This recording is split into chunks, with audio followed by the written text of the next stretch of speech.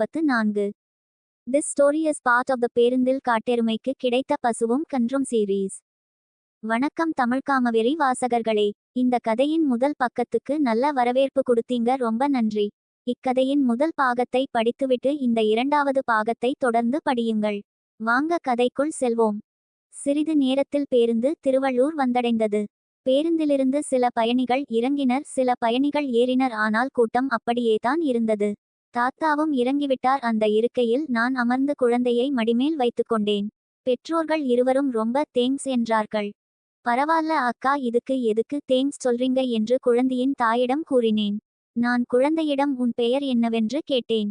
ஜிஞ்சுஜா என்று கூறியது. நான் புரியாமல் யோசிக்க, குழந்தையின் தாய் சிந்துஜா என்றாள்.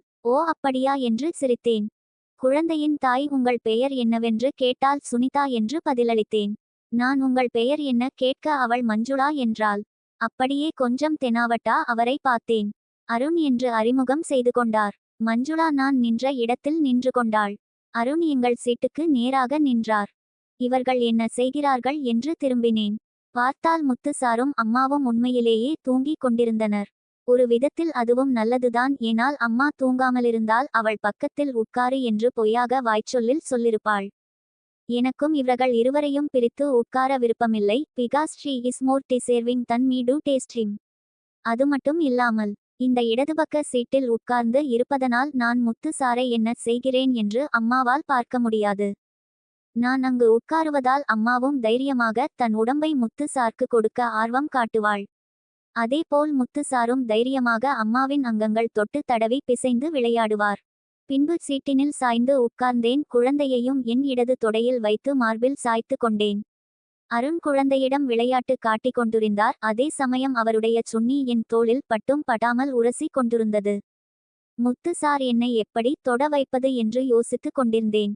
என்னுடைய வலது தோளை முத்து சாரின் இடது தோளுக்கும் சீட்டுக்கும் நுடவில் சுருகினேன். அவர் சிறிது அசைந்துவிட்டு கை எடுத்து அவர் மடிமேல் வைத்திருந்த பாக் மேல் வைத்தார். இப்பொழுது நான் வலது முழுக்கை எடுத்து அவர் இடது தொடையில் வைத்தேன். அவருடைய ஆர்ம்ஸ் என் முலை பக்கத்தில் இருந்தது. பேருந்து குலுங்களுக்கு ஏற்றவாறு அவர் கையை கொஞ்சம் கொஞ்சமாக தள்ளி என் வலது தொடைமேல் நகர்த்தினேன். நான் போட்டுக்கொண்டிருந்த டாப் சூத்தையும் பாதி தொடை வரை தான் மறைக்கும் லெக்கிங்ஸ் அணிந்திருந்ததால் பாதி தொடையின் வடிவம் அழகாக தெரியும்.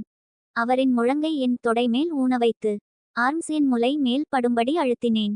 அவர் உள்ளங்கையை என் தொடைமேல் படர வைத்தேன். பின்பு கொஞ்சம் கொஞ்சமாக அவர் உள்ளங்கையை எடுத்து அடி தொடையை பிடிக்க வைத்து அவர் கை மேல் என் கையை வைத்து இருமுறை அமுக்கினேன். இதை யாரும் பார்க்காதவாறு என்னுடைய துப்பட்டாவை என் தொடைமேலும் அவர் தொடைமேலும் மூடிவிட்டு என் கை அவர் தொடைமேல் வைத்துக்கொண்டேன். அப்படியே என் முலையை நசுக்கியபடி அவர் தோள் மேல் சாய்ந்து கொண்டு தூங்குவது போல் கண்ணை மூடி காமசுகத்தை அனுபவித்து கொண்டிருந்தேன். 10 நிமிடத்துக்கு மேல் அதே பொசிஷன்ல இருந்தோம். முத்து சாரின் கை என் வலது அடித்தொடையில் இன்னும் இருந்தது. பேருந்து ஒரு பெரிய பள்ளத்தில் இறங்கி ஏறியதில் அவர் இரு கைகளையும் கட்டி கொண்டார். இந்த பக்கம் அருண் என் தோள் மேல் கான்பிடென்ட்டாக சுன்னியை தேய்த்தபடி அவர் குழந்தையிடம் பேசிக்கொண்டும் விளையாடிக்கொண்டும் இருந்தார். சிறிது நேரத்தில் பெரியம்மா மெசேஜ் அனுப்புனாங்க. சரி அம்மாவிடம் சொல்லிவிடலாம் என்று என் முலையை முத்து சாரின் ஆர்ம்ஸில் அழுத்தியவாறு எட்டி அம்மா அம்மா என்று கூப்பிட்டேன். அவளும் முழித்து அவர் தொடைமேல் முழங்கை ஊனிகொண்டு முலையை ஆர்ம்ஸில் அழுத்தியவாறு எட்டி என்னடி எப்போ சீட்டுல உட்கார்ந்த, இந்த பக்கம் வந்து உட்கார்ந்துருக்க வேண்டியதுதானே என்றாள். இல்லம்மா, நான் இங்கேயே உட்கார்ந்துக்குறேன், குழந்தையை மடிமேலே வச்சிருக்குறதினால் இங்க அப்படியே திரும்பி உட்கார்ந்துப்பேன் என்றேன். ஓ அப்படியா, சரி அங்கேயே உட்கார்ந்துக்கோ என்று அம்மா சொன்னால். இதை நாங்கள் பேச்சிக்கொண்டு இருக்கும்போதே முத்து சார் அவருடைய வலது உள்ளங்கையை என் கைபீசியையும் இடது உள்ளங்கை அம்மாவின் கைபீசியையும் மென்மையாக பிசைந்து கொண்டிருந்தார். அம்மா உன்னை எதுக்கு கூப்பிட்டனா? எனக்கு பெரியம்மா மெசேஜ் அனுப்புனாங்க. அவங்க கிட்ட மருதாணி டிசைனுக்கு அந்த ஒரு வீடியோ தான் இருந்ததாம். யூடியூப்ல சர்ச் பண்ணி கொஞ்சம் புது டிசைன்லாம் பார்த்து வச்சுக்க சொன்னாங்க. அடிப்போடி, நான் எப்படி பாப்பேன், எனக்கு யூடியூப் ஒழுங்கா யூஸ் பண்ண தெரியாதே என்றாள். அதற்கு முத்து சார், உஷா மேடம் என்னுடைய மனைவியும் மருதாணி விதவிதமா வைத்து கொள்வதில் ஆர்வம் உள்ளவள். அவள் சில டிசைன்களை யூடியூப்ல சேவ் பண்ணிருப்பாங்க, உங்களுக்கு வேணும்னா காட்டுறேன், புடிச்சிருக்கா பாருங்க என்றார். அம்மாவும் ஆர்வமாய் காட்டுங்க, நல்லா இருக்கான்னு பாப்போம் என்றாள். முத்து சார் அவர் மொபைலை எடுத்து வீடியோ போட்டு காட்ட ஆரம்பித்தார். அந்த பிளேலிஸ்ட்ல 3 வீடியோ இருந்தது. அம்மாவும் அவர் மடிமேலிருந்த பாக் மேல் மொபைலை வைத்து ஒரு கையால் பிடித்துக்கொண்டு முத்து சார் மீது சாய்ந்தவாறு பார்க்க ஆரம்பித்தாள். அவரும் தன்னுடைய வலது கையை சேலை முந்தானையில் மறைத்தவாறு அம்மாவின் இரு சூத்துகளையும் பிசைந்து கொண்டிருந்தார். நான் என் சீட்டில் சோகமாக சாய்ந்து விட்டேன். அருண் பழையபடி என் தோள் மேல் சுண்ணியை தேய்த்து கொண்டிருந்தார். மஞ்சுளா என்ன பண்றாங்கன்னு பார்த்தேன். அவள் முன்னாடி பார்த்தவாறு நின்றிருந்தாள். சிறிது நேரத்தில் முத்துசாரியின் துப்பட்டா அடியில் இடது கையை விட்டு என் அடித்தொடையை பிடித்தார். அப்பொழுதுதான் புரிந்தது, முதல் முறை நான் அவருடைய கையை என் தொடைமேல் தள்ளும்போது மனுஷன் தூங்காமல் எல்லாத்தையும் ரசித்திருக்கிறார். சில நிமிடங்களில் அவர் என் தொடையை பிசைய ஆரம்பித்தார். போக போக அழுத்தி ஜூஸ் பிழிவது போல பிழிந்து எடுத்தார். என் புண்டையில் நீர் வழிய ஆரம்பித்தது. சுகத்தை அனுபவித்துக்கொண்டே கண் அசர்ந்தேன். சிறிது நேரத்தில் முழித்துக்கொண்டேன். முத்துசாரியின் தொடையை மென்மையாக பிசைந்து கொண்டு அதன் லெங்கியையும் திசிக்னஸையும் அளந்து கொண்டிருந்தார். அம்மா என்ன பண்றாங்கன்னு கொஞ்சம் எட்டி பார்த்தேன். அவள் வீடியோ பார்த்து கொண்டிருந்தாள். ஆனால் முகத்தை மொபைலுக்கு மிக அருகில் வைத்து பார்த்தாள். ஏன் என்று யோசித்தவாறே கொஞ்சம் கீழே பார்த்தேன். ஷாக் ஆகிட்டேன். முத்துசாரின் சுண்ணியை வெளியே எடுத்து வைத்திருந்தார். அவருடைய சுண்ணி 6 இன்ச்சுக்கு மேலிருக்கும். அதனுடைய தடிமன் ரொம்ப திக்காக கருகருன்னு முரட்டுத்தனமாக உருளைக்கட்டை போல் இருந்தது. பான்ஸ்டார் டேனி டீ சுண்ணியை போல் உருளையாக இருந்தது. ஜானி சீன்ஸ் சுண்ணி ரொம்ப நார்மல் ஷேப். அதனால் டேனி டீ சுண்ணியை தான் ரொம்ப பிடிக்கும். அந்த ஷேப்ல பார்த்தவுடன் கண்ணை சிமிட்டாமல் வெறிக்க பார்த்து கொண்டிருந்தேன். உடம்பெல்லாம் என்னவோ பண்ணியது. அம்மாவும் வீடியோவை பார்க்காமல் அவர் சுண்ணியை தான் பார்த்து கொண்டிருந்தாள். பேருந்து குலுங்களுக்கு ஏற்றவாறு உதட்டால் தொட்டு கொண்டிருந்தால். அவர் சுண்ணியின் முன்தோலை நீவி மொட்டையை காண்பித்தார். பார்ப்பதற்கு கருப்பு கேக் மேல் செர்ரி வைத்தது போல் இருந்தது. அதை பார்த்த என் அம்மாக்கு ஆர்வம் அதிகரிக்க, ஒருவாட்டி சுத்தி எல்லோரையும் பார்த்து குனிந்து அவர் சுண்ணி மொட்டுக்கு முத்தம் கொடுத்து மொட்டையை நாக்கில் சுத்தம் செய்து நக்கி விளையாடிவிட்டு முழு சுண்ணியையும் ஊம்ப ஆரம்பித்தாள். முத்துசார் அம்மாவின் முந்தானை எடுத்து அவள் தலைமேல் யாரும் பார்க்காதவாறு போற்றிவிட்டார். அவர் எல்லோரையும் சுத்தி பார்த்து என்னையும் கடைசியாக பார்த்தார். கண்ணை மூடியது போல் இருந்தேன். நான் முழித்து நோட்டமிட ஆரம்பித்தேன். மஞ்சுளா முன்பக்கம் பார்த்தவாறு நின்று இருந்தாள். அருண் என் தோள் மேல் சுண்ணியை சாய்த்து தூங்கிக் கொண்டிருந்தார். குழந்தையும் தூங்கிக் கொண்டிருந்தாள். முத்துசார் கொஞ்சம் எம்பி அம்மாவின் வாயில் ஓத்துக்கொண்டிருந்தார். அவரின் இடது கை என் தொடைமேல் பிரஷர் கொடுத்தபடி எம்பி ஓத்துக்கொண்டிருந்தார். அவரின் வலது கை அம்மாவின் தலையை பிடித்து தன் சுண்ணிமேல் அமுக்கினார். அப்பொழுது தான் யோசித்தேன், கொஞ்ச நேரத்துக்கு முன்னாடி முத்து சார் அம்மாவிடம் உங்களுக்கு வேணும்னா காட்டுறேன், புடிச்சிருக்கா பாருங்க என்றார். அம்மாவும் காட்டுங்க, நல்லா இருக்கான்னு பாப்போம் என்று இரட்டை அர்த்தத்தில் இருவரும் பேசியது இப்பொழுது தான் எனக்கு புரிந்தது. நான் தான் தத்தி போல என்று நினைத்து கொண்டேன். சுமார் 20 நிமிடத்துக்கு மேல் அம்மா முத்து சாரின் சுண்ணியை ஊம்பிக் கொண்டிருந்தாள். அவரும் கண்ணை மூடியபடி ரசித்தார். தன்னை சுத்தி என்ன நடக்குதுன்னு இருவரும் கவலைப்படவில்லை. அம்மாவும் நல்ல வேகமாக ஊம்பிக் கொண்டிருந்தாள். முத்துசாரை சொர்க்கத்துக்கே அழைத்து சென்றிருப்பாள். யூடியூப் பிளேலிஸ்ட்ல வீடியோ முடியவே அம்மா நிமிர்ந்து சிரித்த முகத்துடன் உட்கார்ந்தாள். முதல் வேலையாக என்னைத்தான் நோட்டமிட்டாள். நான் கண்ணை மூடியது போல் இருந்தேன். முத்துசார் அம்மாவிடம், என்ன உஷா மேடம், நான் காண்பித்த படம் நல்லா இருந்ததா, உங்களுக்கு பிடித்த டிசைன்ல இருந்ததா? அவள், நன்றி முத்துசார், நீங்க காண்பித்த படம் ரொம்ப நல்லா இருந்தது. அதில் இருந்த டிசைன்கள் மிகவும் பிடித்திருந்தது. குறிப்பாக அந்த நெரம்பு போன்ற டிசைன் ஒன்றின் மேல் ஒன்று இருந்தது, கண்களுக்கு விருந்தளித்தது. இதற்கு முன் அப்படிப்பட்ட ஒரு டிசைன் என் வாழ்க்கையில் பார்த்ததில்லை. அதை காட்டிய உங்களுக்கு பெரிய விருந்தே கொடுக்கலாம் என்று இரட்டை அர்த்தத்தில் பேசி சிரித்து கொண்டிருந்தனர். வாட் ஏ எக்ஸ்பீரியன்ஸ்டு பீப்புள்ஸ் என்று நினைத்து கொண்டேன். அதன் பிறகு முத்துசாரின் சுண்ணியை அம்மா உருவிக்கொண்டும் ஆட்டிக்கொண்டும் இருந்தால் முழு விரைப்பிலே இருந்தது. ஒருவேளை அவர் விந்தை கக்கிருக்கமாட்டார் எனக்கு தோன்றியது. முத்துசார் அவர் கையினால் அம்மாவின் உடல் முழுவதும் தடவி கொண்டிருந்தார். அம்மாவும் கொஞ்சம் கண் அசர்ந்தாள். அவருடைய இடது கையில் என் தொடையை பிழிந்தெடுக்க ஆரம்பித்தார். அதே நேரத்தில் நான் இடது கையை அருண் தொடைமேல் சாய்த்து கொண்டேன். அவருக்கு வாட்டமாக இருந்ததால் கைபேசியை பிசைய ஆரம்பித்தார். கொஞ்சம் கொஞ்சமாக கையை நகர்த்தி என் முலையை கைப்பற்ற பார்த்தார். முடியவில்லை. ஏனால் அவருடைய குழந்தை என் மார்பில் சாய்ந்தறிந்தது. பேருந்து டிரைவர் திடீரென்று பிரேக் அடிக்க குழந்தை முன் சீட்டில் முட்டிக் கொள்வதுக்குள் என் கையால் பிடித்து கொண்டேன். அந்த கேப்ல கண்ணை மூடியபடி என் முலையை அருண் கைப்பற்றிக் கொண்டார். அதற்குள் மஞ்சுளா தன் குழந்தைக்கு என்ன ஆச்சுன்னு பதறி போய் திரும்பி பார்த்தாள். ஒன்னும் அகல மஞ்சுளா கா. குழந்தை முன் சீட்டை முட்டறதுக்கு முன்னாடி கையை வெச்சு பிடிச்சுக்கிட்டேன்.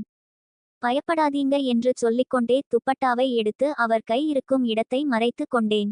அவர் மெதுவாக என் முலையின் மென்மையும் அதன் அளவையும் அறிந்து கொண்டிருந்தார். ரசித்து பிசைந்தபடியே கொஞ்சம் கொஞ்சமாக வேகத்தை கூட்டி அழுத்தி பிசைய ஆரம்பித்தார். அப்படியே இரு முலைகளையும் பிழிந்து எடுத்தார். மணி 6 மணிக்கு மேல் இருக்கும். லைட்டா இருட்டுற மாதிரி இருந்தது. பஸ்ஸில் முன் படிக்கட்டுக்கு நேராக ஒரு விளக்கும், பின் படிக்கட்டுக்கு நேராக ஒரு விளக்கும் போட்டார்கள். நாங்கள் நடுவில் இருந்தோம். அந்த இடத்தில் வெளிச்சம் ரொம்ப குறைவாக இருந்தது. நான் உட்காருவதுக்கு கஷ்டப்பட்டு கொண்டிருந்த நிலையில் கொஞ்சம் உருக்களிச்சு வலது கால் முட்டியை தூக்கி முன் சீட்டில் முட்டுக்கொடுத்தேன். அதன் மேல் குழந்தை சாய்த்தேன். இடது கை குழந்தை விழாதவாறு பிடித்துக்கொண்டேன். வலது கையை தூக்கி வலது முட்டி மேல் வைத்தேன். உருக்களித்த நிலையில் என்னுடைய இடது சூத்து சீட்டிலும் வலது சூத்தை முத்து சாரின் தொடைமேல் வைத்தேன். அருண் சுன்னி என் முகத்துக்கு நேராக இருந்தது. என் முகத்தால் அவர் சுன்னியை தேய்க்க ஆரம்பித்தேன். முத்துசாரும் என்னைப் போலவே வலது முட்டி தூக்கி முன் சீட்டில் முட்டுக்கொடுத்து உருக்களித்த படியே அவரது விரைத்த சுன்னியை என் சூத்தில் அழுத்தி கொண்டிருந்தார். பேருந்து குலுங்களுக்கு ஏற்ப என்னை சூத்தடித்து கொண்டிருந்தார். நானும் கண்ணை மூடியபடி ரசித்து கொண்டிருந்தேன். பின்பு என்னுடைய வலது கையை கொஞ்சம் கொஞ்சமாக கீழே இறக்கி அவர் சுன்னையில் வைத்து துப்பட்டாவால் மறைத்தேன். அவரும் என் மேல் எம்பிக் கொண்டே இருந்தார். அதே நேரத்தில் இந்த பக்கம் அருண் தன் சுன்னியை வெளியே எடுத்து என் முகத்தின் மேல் தேய்த்து கொண்டிருந்தார். இவர் சுன்னி 6 இன்ச் நார்மல் ஷேப்ல இருந்தது. ஆனால் தடிமன் முத்து சாரை விட கம்மியாகத்தான் இருந்தது. அவர் சுன்னியின் மேல் தோல் நீவி மொட்டியை என் கண்கள், மூக்கு, கன்னம், உதட்டில் லிப்ஸ்டிக் போல் தேய்த்து கொண்டிருந்தார். இதை யாரும் பார்க்காதவாறு என் துப்பட்டாவை என் தலைமேல் போற்றுவிட்டார். சிறிது நேரத்தில் என் வாயில் திணிக்க ஆரம்பித்தார். நானும் மெதுவாக வாயையை திறந்தேன். அவரும் நன்றாக வாயில் ஊத்துக்கொண்டிருந்தார். சில நிமிடங்களில் வேகத்தை அதிகரித்து அவர் கையை என் தலையை பிடித்து வாயில் ஊத்தார். கண்ணை மூடியபடி ரசித்து காம அவஸ்தையில் இருந்தேன். 10 நிமிடத்துக்கு மேல் என் வாயில் வேகமாக ஒத்து விந்தை கக்கினார். வாழ்க்கையில் முதல் முறையாக ஒரு ஆணின் விந்தை சுவைத்தேன். அது திக்கா நன்றாக இருந்தது. அவரின் சுன்னி என் வாயில் வைத்தபடியே சோர்வாகி தூங்க ஆரம்பித்தார். சுன்னியின் விரைப்பு தன்மை குறைந்து நார்மல் ஆனது. நான் அதை மெதுவாக சப்பிக் கொண்டிருந்தேன். முத்துசார் வலது பக்கம் உருக்களித்து உட்கார்ந்தார். அருணும் எனக்கு பக்கத்தில் இருக்கும் தூண் போன்ற கம்பியில் சாய்ந்து தூங்கிக் கொண்டிருந்தார். நான் அவர் சுன்னியை வாயில் வைத்தபடியே அவர் கையை எடுத்து என் டாப்ஸ்குள் விட்டு இரு முலைகளையும் தேய்த்து கொண்டிருந்தேன். கொஞ்ச நேரத்தில் அவருடைய சுன்னி மறுபடியும் விரைப்பாகுவதை உணர்ந்தேன். அருண் அவராகவே என் முலையை பிழிந்து எடுக்க ஆரம்பித்தார். எனக்குள் காமத்தீ அதிகரிக்க அவர் சுன்னியை கையில் பிடித்து சுன்னி மொட்டை முத்தம் கொடுத்து அந்த பகுதியை நாக்கால் சுத்தம் செய்து என் முகமெல்லாம் தேய்த்து கொண்டிருந்தேன். பின்பு சுன்னியை என் வாய் முழுவதும் பல் துலக்குவது போல் தேய்த்து கொண்டிருந்தேன். சில முறை செல்லமாக கடித்தேன். கொஞ்சம் ரஃப் ஹாண்டில் பண்ணேன். அருண் சத்தமில்லாமல் சினுங்கிக் கொண்டிருந்தார். குழந்தை முழித்து கொண்டது போல. மஞ்சுளா அக்காவிடம் அம்மா பசிக்குது மா பசிக்குது மா என்று சொல்லி கொண்டிருந்தாள்.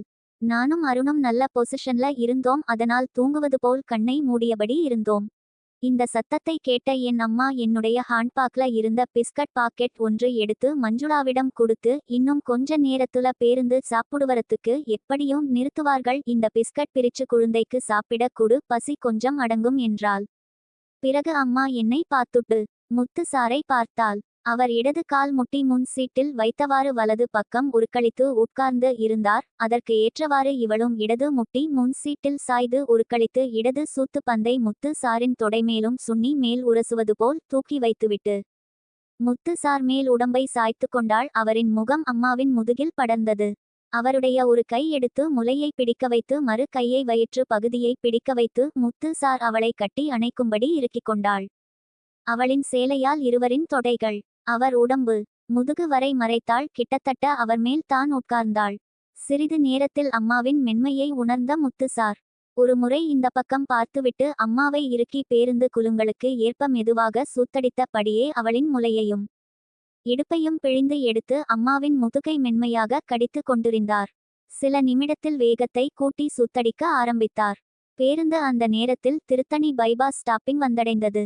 அப்போது வேகத்தை குறைத்து கொண்டு மெதுவாக எம்பிக் கொண்டிருந்தார். பின்பு பேருந்து வேகம் எடுக்க இவரும் அதிவேகத்துடன் அம்மாவின் சூத்தில் எம்பிக்கொண்டு ஒரு கையால் முலையை பிழிந்து கொண்டு மறு கையால் புண்டையை தேய்த்து கொண்டிருந்தார். முத்துசார் சூத்தடித்த வேகத்தால் நாங்கள் உட்கார்ந்திருந்த சீட் ஆடிக்கொண்டிருந்தது. ஆனால் பஸ் குலுங்களால் அந்தளவுக்கு தெரியவில்லை. டிரைவர் கொஞ்ச நேரத்திலே சாப்பிடுவதற்காக பேருந்தை ஹோட்டலில் நிறுத்தினார். மணி அப்பொழுது கிட்டத்தட்ட 7 இருக்கும்.